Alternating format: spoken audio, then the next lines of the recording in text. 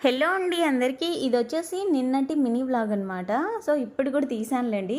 Present అయితే మేము evening టైంలో గుడికొచ్చేసాం. మార్నింగ్ వర్క్ అంతా కంప్లీట్ చేసుకున్నాను, పూజ అదంతా.